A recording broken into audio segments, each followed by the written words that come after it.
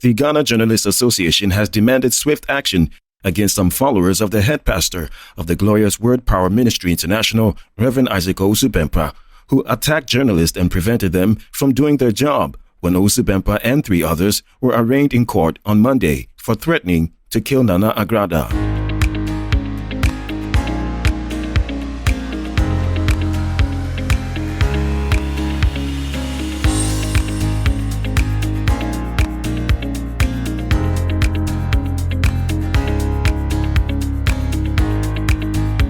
Quote, with all the vehemence it can muster, the GJA in a statement condemned the latest desecration of the rights of journalists and affront of press freedom and is demanding swift justice against, quote, the uncouth men of Owusu-Bempah.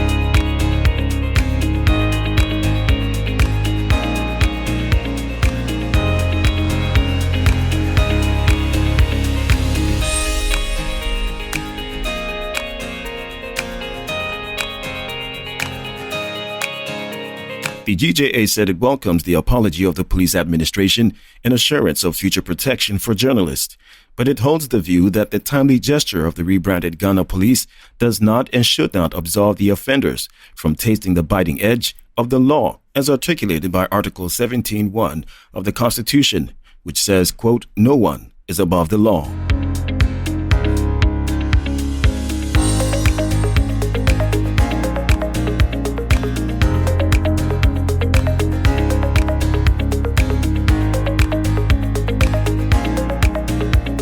The founder and head pastor of the True Word Prophetic Fire Ministry and Prophetic Hill Chapel, Prophet Nigel Gazy, has asked the government to temper justice with mercy in its handling of the head pastor of the Glorious Word Power Ministry International, Reverend Isaac Owusu-Bempah, who was arrested with 4 others for allegedly assaulting some police personnel.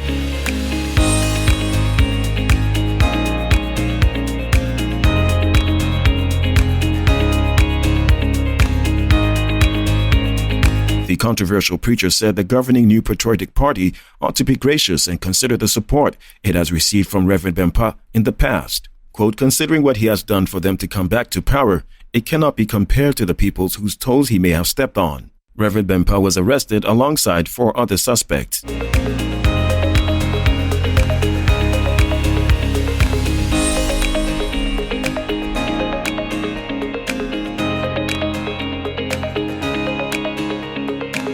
According to the police, they were arrested for creating and circulating multiple videos containing threats and the brandishing of a weapon and the assault of some police personnel. 2 other suspects are said to be on the run.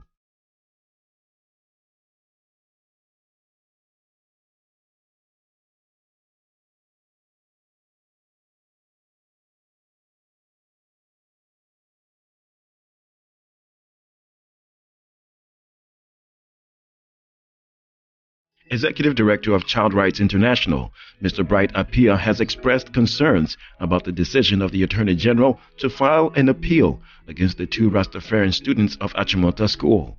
The Achimota School and the AG went back to court to contest the ruling of the High Court that the 2 boys, Tyron Iris Magai and Ohinaba Kweku Inkrabia, be admitted.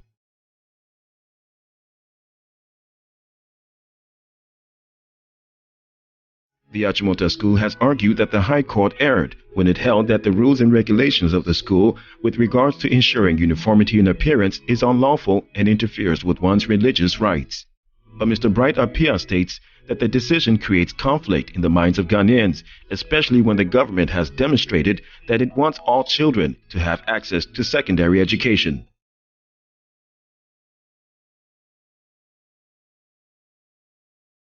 Meanwhile, lawyer of the Achimota Rastafarian student in whose favor the High Court entered a judgment for them to be admitted to the school, George Teteweyo, is confident that he will win the appeal, followed by the Attorney General and the school.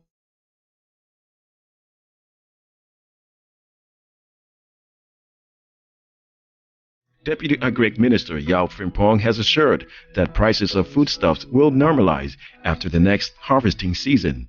According to him, the hiking in prices of food across the markets in the country is a result of the cycle of food production, adding that in planting seasons, prices usually rises.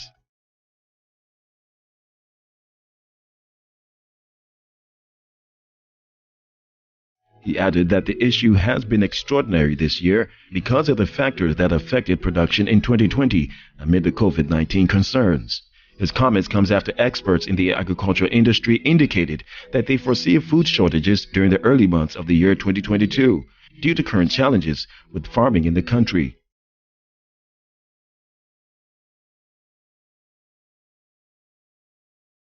However, the Deputy Agric Minister believes that Ghana will not face food insecurity, adding that factors like the global market for fertilizer and the drought farmers faced, among others, affected production. But Ghana is, quote, gradually getting over it, he said.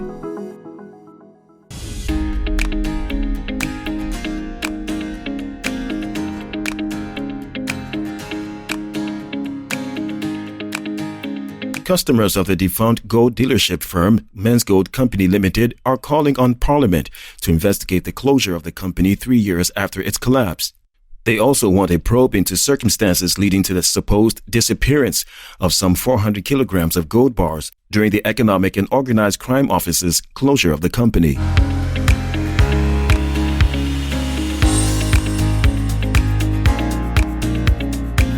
The customers bemoaned the lack of commitment on the part of the government to have their monies paid to them. Since the collapse of the company in 2018, Men's Gold Ghana Limited, following a suspension order from the Securities and Exchange Commission, has been struggling to reimburse its customers.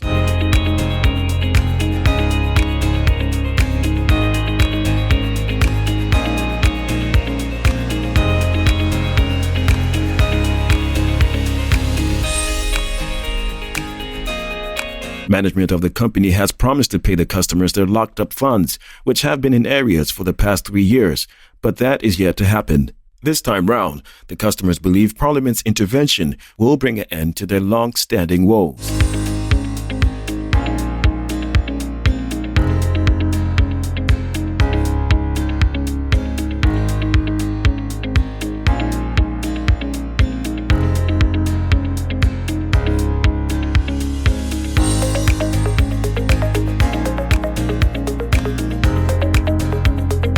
Data from the Ghana Revenue Authority has shown that revenue generated from personal income tax has continuously seen a decline for the past 5 years, a situation that tax experts and authorities said can be partly blamed on the evasion of taxes by some professionals whose income are not captured in the tax books.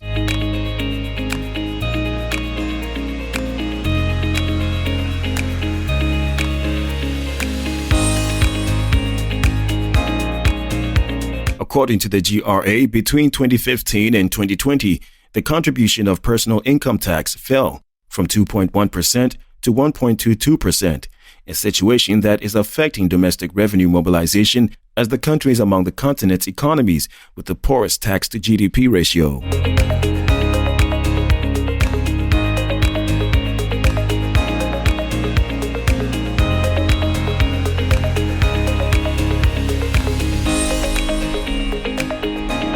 Thus, tax experts and lecturer at the University of Ghana Law School, Dr. Abdallah Ali Nachia, has pointed a finger at his fellow professionals, such as lawyers, accountants, architects, surveyors, among others, who, though making a lot of income from their professions, have those incomes captured under the informal economy due to the contractual nature of their work with clients.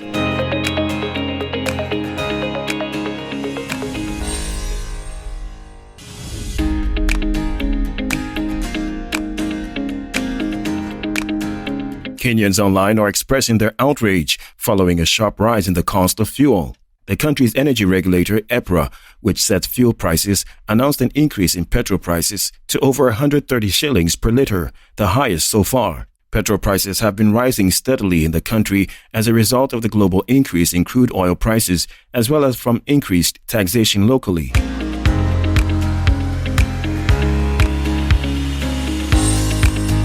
In the last 2 months, however, the government has compensated fuel marketers in order to keep the prices unchanged. On Tuesday evening, EPRA announced an increase in petrol prices across the country, including a 6% rise to 134.72 shillings in the capital, Nairobi.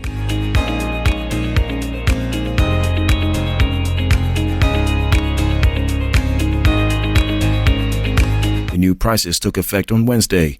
Fuel is one of the biggest contributors to high cost of living, as manufacturers and producers pass on the higher transport and energy costs by increasing prices of consumer goods.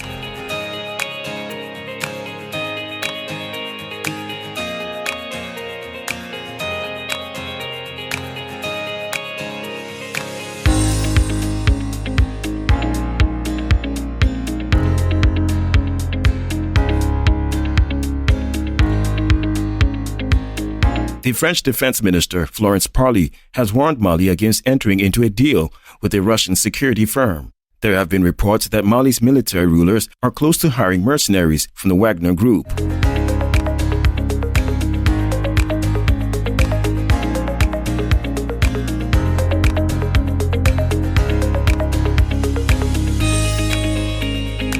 Ms. Parley described the potential deal as, quote, extremely worrying, saying it would undermine efforts by France to counter the jihadist threat in the region.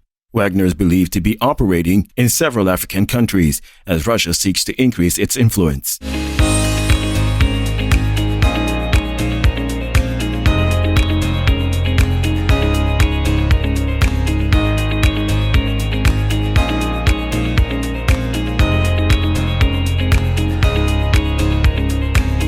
Its employees are fighting rebels in the Central African Republic, where Russian companies have secured mining concessions.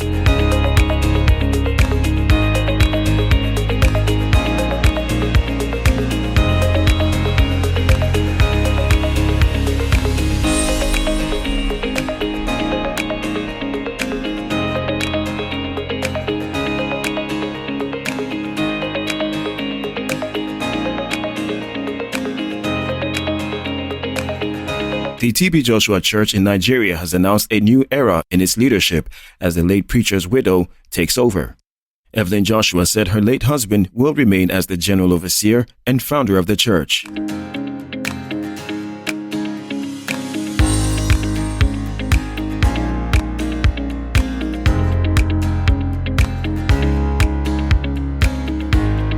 Quote, we thank you for keeping the faith. It is now God's appointed time, to the glory of God, for the scone to soldier on with the divine assignment under the guidance of God and the human leadership of Mrs. Evelyn Joshua.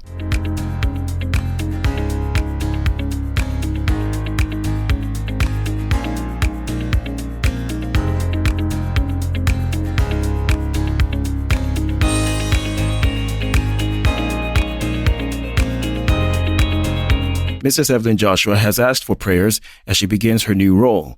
Mrs. Joshua said in-person worship will resume, quote, as God leads. The influential preacher was buried inside his synagogue in Lagos after a week of mourning.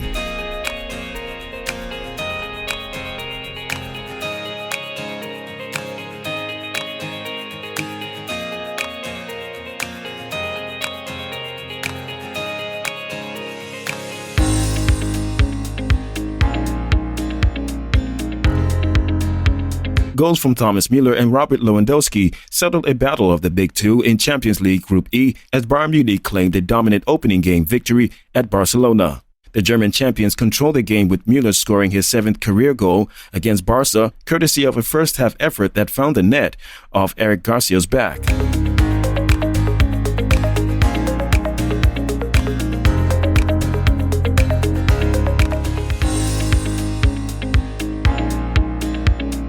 Lewandowski made sure of the win with a typical predatory finish, poking his 74th Champions League goal into an empty net after Jamal Musiala's drive had cannoned back off the post.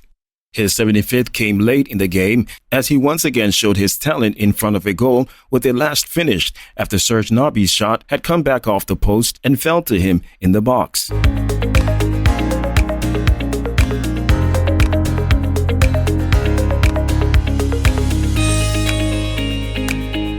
Barca, playing their first Champions League since the departure of talisman Lionel Messi, were flat and offered little, failing to muster a single shot on target.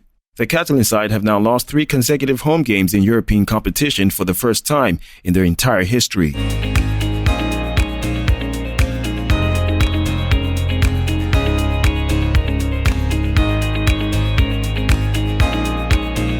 Former Chelsea and Newcastle striker Demba Ba has announced his retirement from football.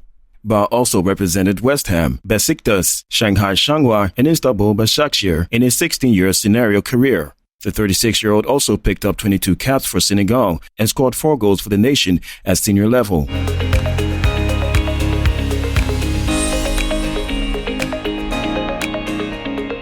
During his time at Chelsea, Ba famously scored at infield after Steven Gerrard slipped, a goal which in part cost Liverpool the title in the 2013-14 season.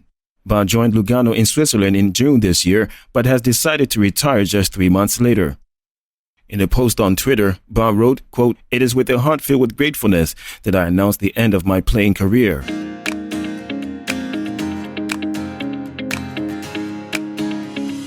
What a wonderful journey it has been. Beside all the sweat and tears I have faced, football has given me so many beautiful emotions. From the passion of the fans and the noise coming from the stands after every goal to the connection with my teammates on and off the field, this will forever remain in my head and heart.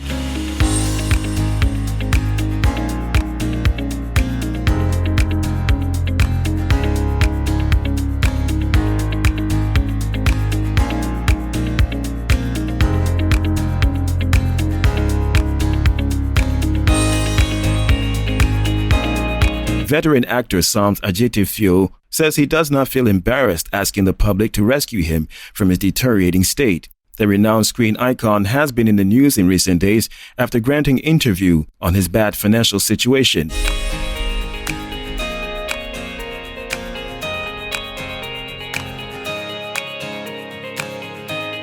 In the said interview, the Taxi Driver star indicated his house rent has 6 months to expire. The development caught the attention of benevolent individuals, including the Vice President Dr. Mahmoud Bamia, who paid 5 years in rent advance for him and offered him 20,000 Ghana cedis cash donation.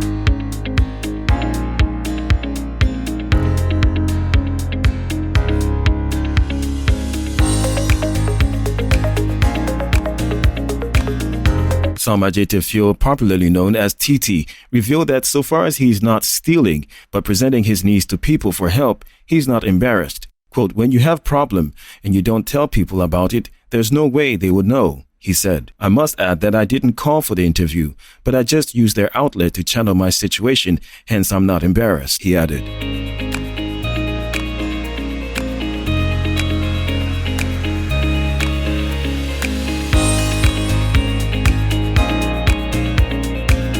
R. Kelly sexually abused the late R&B singer Aaliyah when she was 13 or 14 years old, one of his former backing dancers has told the court. The woman, who testified under the name Angela, told Mr. Kelly's trial she had seen the chart-topping star perform a sex act on Aaliyah on a tour bus. The alleged incident took place a year before Mr. Kelly illegally married the singer when she was 15.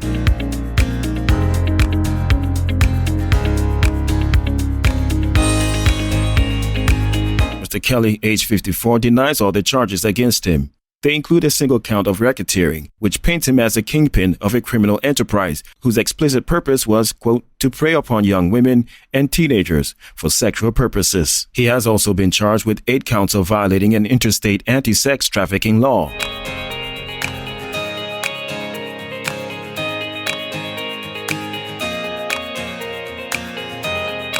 The singer, whose full name is Robert Kelly, is not charged with rape or assault, but prosecutors are allowed to present evidence of potential crimes related to the racketeering charge, regardless of when they occurred.